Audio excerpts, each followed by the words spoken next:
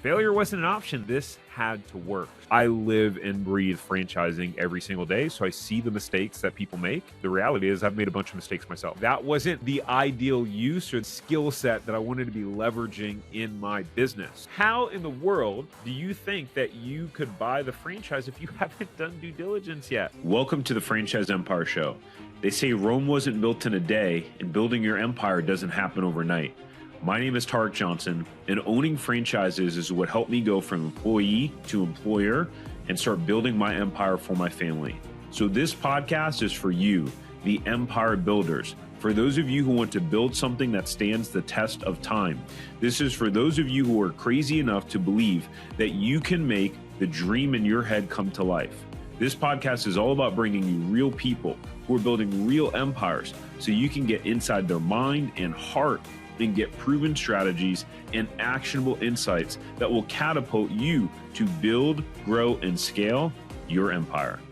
All right, so you're thinking about buying franchise and you want to know what mistakes to avoid. You want to make sure that you reduce your risk. You don't potentially lose hundreds of thousands of dollars. So in this video, we're going to talk about the most common mistakes that I see that you really need to avoid when buying a franchise so you can protect yourself. Look, this is a huge decision. You cannot mess this up. I know that when my wife and I were buying our first franchise, failure was not an option. We were taking out a $300,000 line of credit on our home, and failure wasn't an option. This had to work. So let's dive into some of these top mistakes so that you can make sure to protect your investment, your legacy, your family, and really put yourself in the best position possible. So if you're new here and you're not familiar with me, my name is Tarek Johnson. I've owned multiple franchises across the country, and currently I'm the founder and CEO of Franchise Empire. And every day I talk to franchise buyers, franchisees, CEOs, and founders of franchisors. I'm looking through FDDs. I live and breathe franchising every single day. So I see the mistakes that people make. And the reality is I've made a bunch of mistakes myself. So you get to learn from my experience. So let's talk about the first mistake, which I see, which is your motivation of why you want to buy a franchise. So when I hear people say, "Hey, I want to buy a franchise because I want to make some passive income, and I really want to look at it as an investment," I I think this is, if that's your intention to buy a franchise because you're looking for passive income, then you should not do it. The only way I would say that you could do it is if you're an experienced entrepreneur, you've owned businesses before, like this is not your first rodeo, then okay, that's a little bit different. But if this is your first time as an entrepreneur, as a franchise owner, then this is not going to be passive. Now, it is possible that you can eventually get the business to be passive. But in the beginning, you are going to work your ass off in this business, and you're going to need to. And that's how you're going to put yourself in the best position to succeed as possible. I've done over 50 podcast episodes now between the Zero to Profitable Franchise podcast and now the Franchise Empire Show.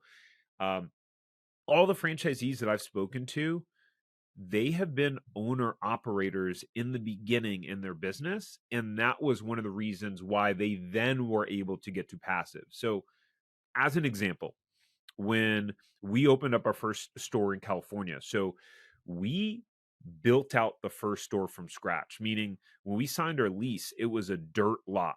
It was raw land. There was nothing in the shopping center. So between when we signed our lease to when our store opened, it was a 2.5-year time period. And so we had decided that between that time, we had decided we were going to move across the country. Heck of a time to move across the country, I know. So we decided we were going to move to Florida. So we're about to open up this store that we've got $340,000 invested. I've never run a business like this. I've never run a franchise. We're about to move across the country. There was no way we were going to be able to sell it for the cost of what it took to build out, because it we were in the middle of building out. It was a brand new store. People buy businesses for a multiple of profits typically. So it's like, crap, we're gonna have to be able to run this store and be 2,500 miles away. And so what happened was that first 7 or 8 months, I pretty much spent almost every day in the store. I mean, the first month I was definitely there every day. First couple of weeks I was there 12, 14 hours a day. But I mean, okay, maybe I'd go golf or something on the weekends, whatever it was, but I was constantly looking after the store, and just learning how to run the business, getting adjusted, and making sure that my team knew my expectations and how to run the business. So, okay, yes, later on, fast forward, we moved away to Florida. So 8 months down the road, I'm in Florida. The store's in California, and eventually it did get to the point where pretty much all I was doing was meeting with my manager like once a week, uh, like via phone, going over our KPIs and numbers. And overall, it was pretty passive. I was pretty semi-absentee. But if that's your expectation in the beginning, I think you're setting yourself up for failure. My intention with this podcast is to help you build your empire. If you've gotten a single piece of value, one of the best ways you can help me and the podcast is to simply press the like button on YouTube. Lastly, share this podcast. Share it with someone who you know who is an empire builder. Imagine the impact you can have by helping them learn something that can build their business and empire. People will associate the value they got from this information from you, the person that shared it with them, all because you shared it with them. I appreciate you and your support. Let's get back to the episode. The second mistake is that I see is that when you decide that you wanting to buy a franchise just because you like the business as a customer. And I hear this all the time. And this was, to be honest, this was a mistake that we had made. And so what I see is, you go out in your community, in your neighborhood, you have this experience, let's say at a food establishment. You're like, oh, the food's so good, the environment, the vibe is awesome. We just love it. So cool. They're always busy. They must be making so much money. And you're like, hey, this would be awesome. Like, what if we could own one of these? I know you've had this conversation before. So, and I see it happen all the time. Or you go into a fitness studio, you're like, oh, I love fitness. I want to own one of these fitness places. And here's what I learned is that enjoying and experiencing a business as a consumer is completely different than a business, than owning and operating the business. It's just night and day different. So, in our store, one of the things that I didn't realize is, great, I'm going to be managing a bunch of teenagers and young kids that like to sleep in and call out. And I washed more dishes that first year of opening that store than I had cumulatively in all of my life. Now, it's not to say I'm not willing to wash dishes, but it's just to say that like that wasn't the ideal use or the ideal skill set that I wanted to be leveraging in my business. So the analogy that I use when working with our clients in our zero to profitable franchise system is that, really when you're buying a franchise, you want to pick out your destination, meaning you want to know why you're buying the franchise. What is the reason? What's your goal? What's your destination? What are you trying to accomplish? So as an example, if you say, hey, I want to buy a franchise because I want to replace my income. And I currently make $100,000 a year in my job and I'm working 60 hours a week. I don't like it. I'd prefer to work less, but if I had to work 60 hours for myself, that'd be great. And you create this criteria of what you want in the business. I want to have skilled labor employees, people that, have training and experience and all these things. Well, then you get clear on that first. And then once you get clear on your criteria, now you go out and then you go look at and narrow down to a handful of franchises that match your criteria. So the way that I explain it is you're getting clear on your destination, and then you're picking the vehicle that best suits you getting to that destination the way that you want to do it, right? Whether Because like if you're going to travel from New York to California, you could take a plane, and then within that same plane, you can fly first class, you can fly economy plus, you can fly regular economy, right? You could fly what are Spirit Airlines. You could take a private jet, you could take a car, you could take an RV. Like there's all sorts of different ways that you can go. And so depending upon what you want to experience, what your budget is, that's going to depend on which option you choose. Same thing when choosing a franchise. So I think you get the point, right? So don't just choose a franchise because you like it as a customer. Establish what your goal is first, what your outcome is, get clear on that, and then find a handful of franchises that can match it, and then go from there. The next mistake that I see people making is that you see a business and the franchise and they seem really busy, and so you think it's making a lot of money, and you're just like, oh, we should open one of these, right? And so that actually ties into number two, right? Which is the choosing a franchise just because you like it as a customer. So I'm not going to hit on that one much more. Hey, I hope you're enjoying the podcast episode so far. One of the most consistent things that we hear from people that reach out to us is that buying a franchise feels really confusing. There's so many options out there. It's a scary decision. They don't know how to vet or do the due diligence or really narrow down on the right franchise for them. And then they really feel alone in the process. You might be the only one in your family who's ever pursued buying a franchise or being an entrepreneur. Or maybe you've tried to start a side hustle before, or other businesses like me. Like before franchising, I was not able to crack the code on entrepreneurship. I'd like to invite you to reach out and work with us. We've helped many clients buy franchises, get them profitable, or buy resale businesses that are thriving. I'm talking about highly profitable resales, great value. We've allowed many of our clients to actually quit their job right away and replace their income immediately. So if you want to work with me and my team on finding or buying a franchise, doing due diligence, vetting it, or resale, then go ahead and go to tarjohnson.com/consulting, and we're happy to see if we can help. All right, enjoy the rest of the episode. The third mistake I see is not working with a franchise broker. And, I used to have a different opinion on this. And by the way, some people go, well, franchise broker, franchise consultant, franchise coach, like what's the difference? The reality is they're pretty much all the same. So franchise broker, franchise consultant, franchise coach essentially all mean the same thing. And that is an individual who's going out there and helping to match you with a franchise that's suitable for your goals. Okay. And so typically the way that a franchise broker works, I like to call them franchise brokers because I think it's more transparent. I don't like the term franchise consultant, um, because they're yes, they're consulting you, but the way that they get compensated is by matching you with the franchise. That's not necessarily a bad thing. If you think about a real estate agent, right? The way a real estate agent gets paid is by going out, helping you find a home, and then navigate that transaction, right? That's the role of real estate agent. So franchise broker is a similar thing.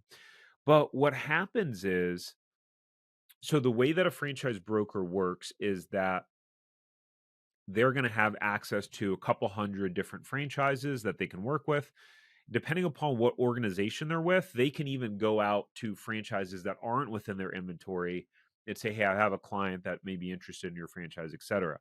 But generally speaking, they're going to represent a couple hundred franchises that they have access to in their inventory. So working with a franchise broker is not necessarily for everyone, right? So, as an example, companies like Orange Theory, or like a company called Kidstrong, like they don't work with franchise brokers. So you wouldn't be able to buy that franchise through a franchise broker.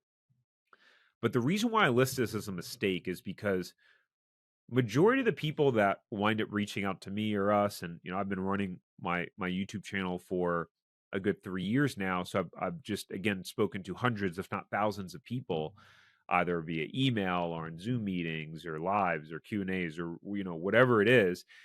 And most of the time people that come saying, hey, what do you think about this franchise, or I'm looking at this franchise, and they're not working with a professional like a franchise broker, um, the franchise that they're looking at is terrible. Like 80% of the times, I'm like, that would be a terrible idea to buy the franchise that you're looking at. Because a lot of times they're looking at franchises that are brand new, that don't have a track record. Their average unit volume sales suck. So I think even if you don't wind up buying the franchises that the franchise broker shows you, I think you're going to learn so much in that process and have so much more clarity so that even if you wind up buying something on your own, working with the franchise broker will benefit you, and you'll got a lot of value out of that relationship. We have some that we can introduce you to if that's something that you want some help with. Then you can go to franchiseempire.com/check territory, and you'll be able to set up a free 15-minute call with some franchise brokers that we can introduce you to. We our clients work with some of the best in the country in the business, and that operate franchises, etc. I personally don't operate as a franchise broker. I don't work with clients one-on-one. People ask me all the time. It's not something that I do, but we can connect you with people that I'm very close with and that we trust and work with a lot of our clients. The next mistake is not doing your proper due diligence, not doing proper due diligence on a franchise. What do I mean by that? Is a lot of times what I see is that people have confirmation bias. This happened to us when buying a franchise. So you get excited about a specific franchise, one or two.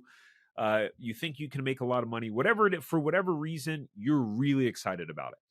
And so what happens is I would have people that reach out to me. They go, Tarek, I'm looking at buying this franchise. And at the time, I did some one-on-one coaching, so people actually paid me as like a business coach to help them vet maybe a franchise that they were looking at. And so they'd go, well, we want to pay you to figure out if this is going to be a good idea for us to buy this franchise. But the tone was like, we're buying this franchise, we just want to make sure it's a good idea. And I'm like, okay, all right.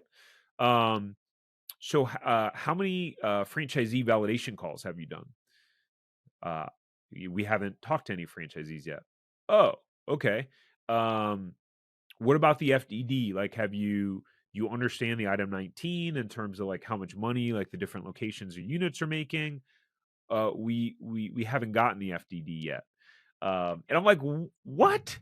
How in the world do you think that you could buy the franchise if you haven't done due diligence yet?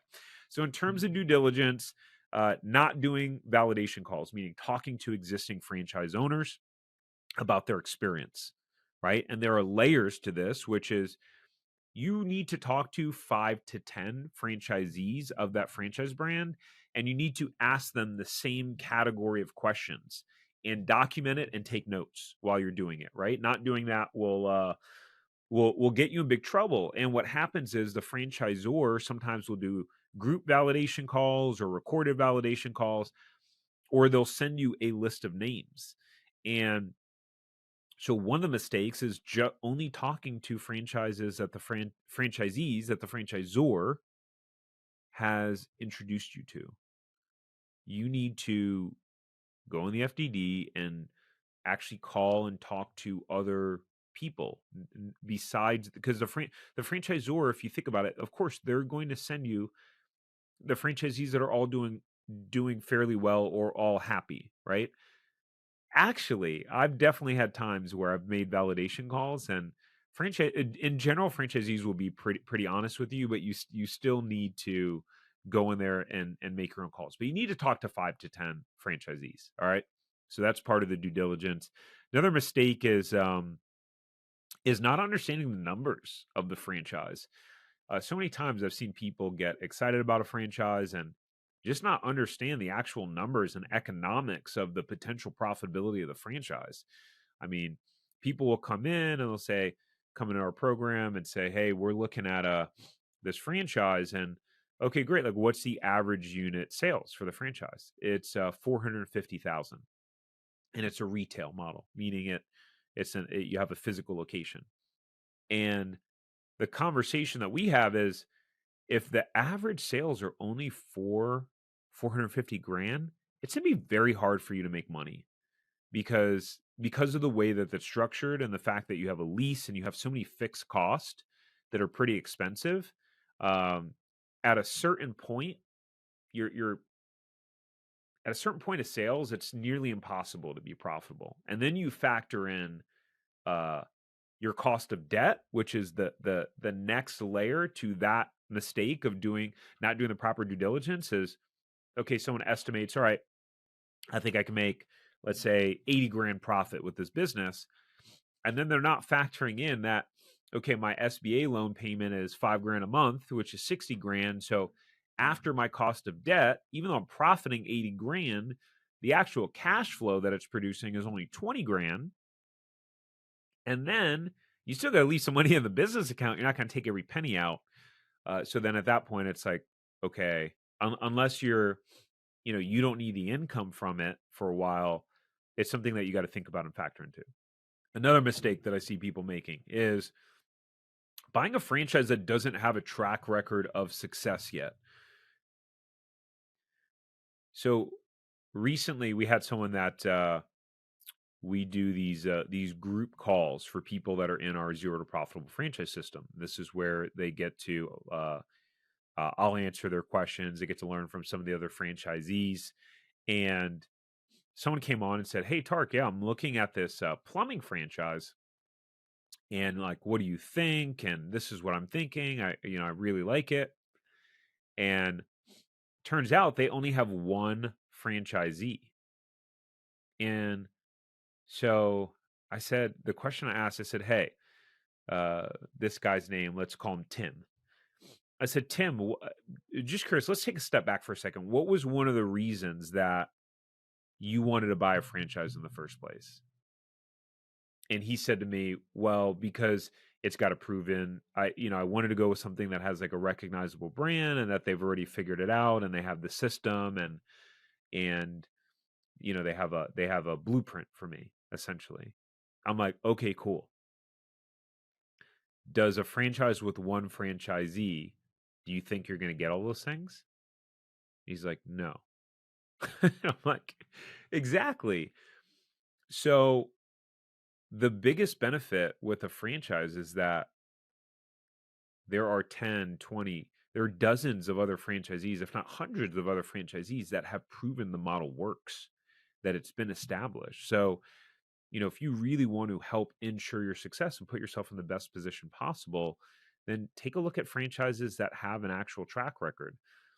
Now, that's not to say that emerging franchises are bad or a bad idea. It's just a different level of risk tolerance. If you're really wanting to make sure that, hey, I pretty much know what I'm getting into, then you want to buy something with a track record. And nowadays I see people making a mistake of buying these franchises that are growing really fast. They're selling hundreds of territories a year. Franchisees, aren't able to open them that quickly, as quick as they're selling them. And then people start getting FOMO, fear of missing out. They start buying franchises because they hear that someone else is going to buy them. And then all of a sudden you hear a year or two later how, franchisees aren't doing well, or they're frustrated, or they're unhappy because either the franchisor was growing too fast and they don't have the support, or it turns out the business model wasn't that proven because the whole time they were selling all those franchises based on the track record of like one or two franchisees in a specific market, and it turns out it doesn't duplicate over the country, right? So that's another mistake that I see for sure. Buying a franchise that doesn't have a track record of success. The next one, number 6, is choosing a franchise just because you think you'll make a lot of money. This is a really bad idea just because of the fact that business is hard, right? Owning a business is very difficult. And the reality is you'll likely experience challenges and adversity, a lot of it, before you'll see the financial return that you're looking for. And so if you buy into a franchise system just because you think you're going to make a lot of money with it, or you've seen that some of the top franchisees are making a lot of money, well, in every franchise system, there are top performing franchisees, there are average performing franchisees, and then low performing franchisees. What happens if You went in because you thought you were going to be one of the top ones, and turns out you're the middle or lower. And you actually don't like, you have zero interest in the business at all. You have no connection to it. You really don't believe in it that much. You just bought it because you thought you were going to make some bank. And then all of a sudden adversity hits and it makes it that much harder. So um, I think that's a huge mistake. You really need to choose a business that you believe in. Some people say, "Well, I want to be in a business that I'm passionate about." Cool, possibly, but passions can change. I could be passionate about something today, and then like a year from now, I'm not passionate about it anymore. Passion is a fleeting emotion, but belief is a stronger emotion. So if you believe in a business, you have a connection in a business, right? So right now, my wife and I are looking at a franchise that I have no passion to the business, um, but it's without giving it away. It's a business that I believe in the business model. It makes a ton of sense, and it's a business that will do well in any economic environment, and it fills a tremendous need that I can relate to due to personal experiences. So for me, I'm like, okay, cool. Like, yeah, it's a resale, so I already know the resale's making a lot of money, but that's not the only reason to buy it, because the business model is solid, right? It's like, okay, I can get behind that. So those are the mistakes to avoid when buying a franchise. Let me know what questions that you have. Drop them in the comments below. Make sure to subscribe, and I'll look forward to seeing you guys on the next one. Hey, before we go, thank you so much for listening to this episode. Please subscribe here on YouTube if you haven't already. And the biggest thank you that you could ever give me is to share this episode with someone who you think will benefit. That means that we can share this message with more people and hopefully positively inspire them like we have you. So thank you. And until next time, go build your empire.